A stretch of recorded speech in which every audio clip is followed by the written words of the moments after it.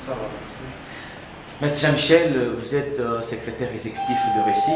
Vous avez dirigé une mission d'observation des élections et ces élections, vous avez commencé cette observation depuis longtemps. Nous sommes arrivés le 30 décembre, vous étiez sur terrain, vous avez présenté un rapport. Jusqu'à présent, quel est le bilan que vous pouvez tracer à ces élections? Bon, je crois que ça, c'est d'abord pas l'étape pour rendre public notre rapport. Le RESIC a organisé une mission d'observation, une mission conjointe avec AEDA, Agir pour les transparents, apaisés et Collectif 24. La mission que nous avons nommée ARC 24, ça veut dire AEDA, RESIC et Collectif 24 pour l'observation des élections. Et nous avons eu ce privilège de faire notre rapport d'étape à chaque moment où il y avait le scrutin. Nous avons constaté qu'il y a eu un peu de précipitations dans les chefs de la CENI pour organiser les élections.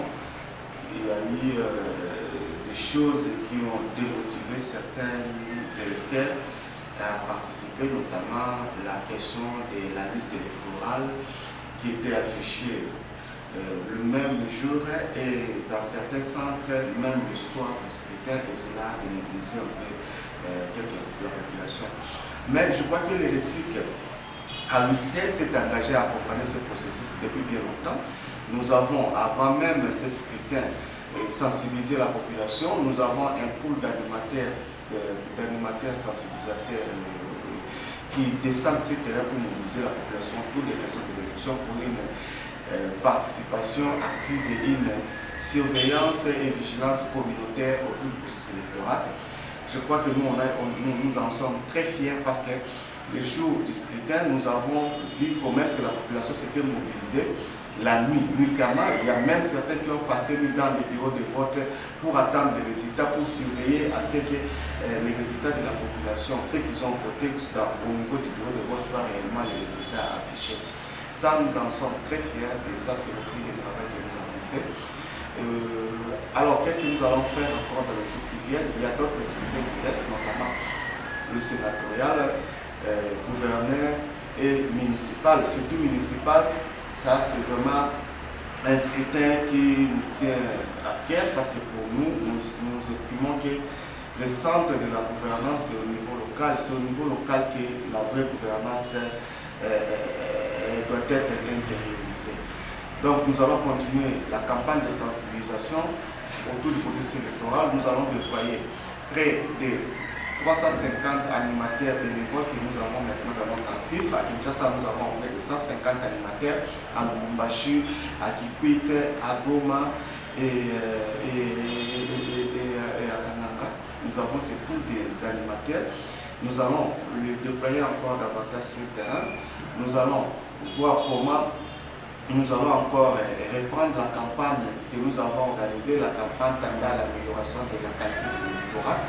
Campagne de l'envoi de paravents, de l'envoi semi pour des élections locales qui arrivent et même pour les élections sénatoriales déjà, parce que nous savons l'élection sénatoriale et l'élection du gouverneur, c'est là où il n'y a vraiment pas assez d'objectivité, les gens ne votent vraiment pas des idées, mais nous savons l'argent circule, nous savons le pot de vin circule pour voter pour tel ou tel autre.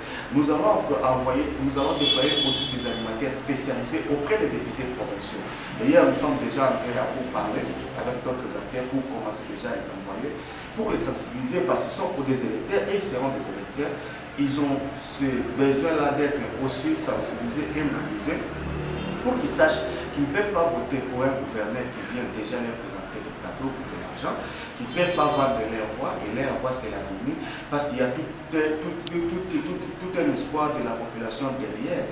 Donc tous ces gens qui ont voté pour ces députés-là doivent se retrouver aussi au choix que les députés vont faire. Donc nous allons déployer dans les jours qui viennent déjà les animateurs. Nous les connaissons, nous avons déjà leurs adresses et tout ça à Kinshasa, à Lubumbashi et à Kikwit pour les mobiliser autour de cette question. Donc nous pensons que pour nous, c'est la seule façon pour nous de contribuer à la consolidation de la démocratie dans notre pays. Maître Jean-Michel, nous terminons par cette question. Félix Tshisekedi est président de la République, élu selon la Cour constitutionnelle qui a donné son arrêt.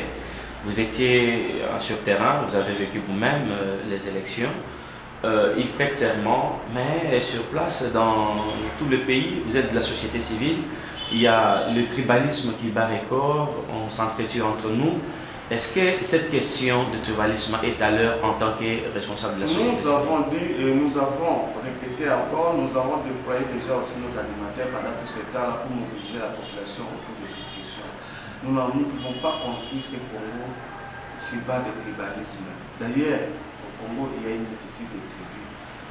Et nous ne pouvons pas dire qu'une seule tribu peut être capable de gérer tout le Congo et de pousser le développement de tous ces Congos. Nous avons besoin tous, toutes les ethnies, toutes les tribus, de se lever comme ces hommes pour construire le Congo. Peu importe notre diversité, mais nous promouvons toujours, nous sommes en train de promouvoir toujours l'unité de la diversité. Et pour dire aux gens que le tribalisme, c'est un crime. Le tribalisme n'a plus sa place dans notre pays. Souvenez-vous de l'héritage. Nous ne pouvons pas cracher encore de l'héritage que nous a légué notre feu maréchal Mobutu Sese Seko.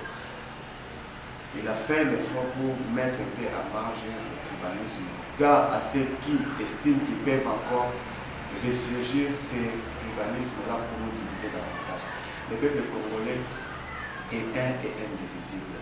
Nous décourageons donc tous nos amis, tous les politiciens et tous les acteurs, à quelque niveau que ce soit, qui veulent gagner quelque chose derrière ces soulèvements de tribalisme, derrière cet argument de tribalisme. Ça ne nous arrange à rien et nous allons tous rien bénéficier si nous sommes toujours très tribalistes.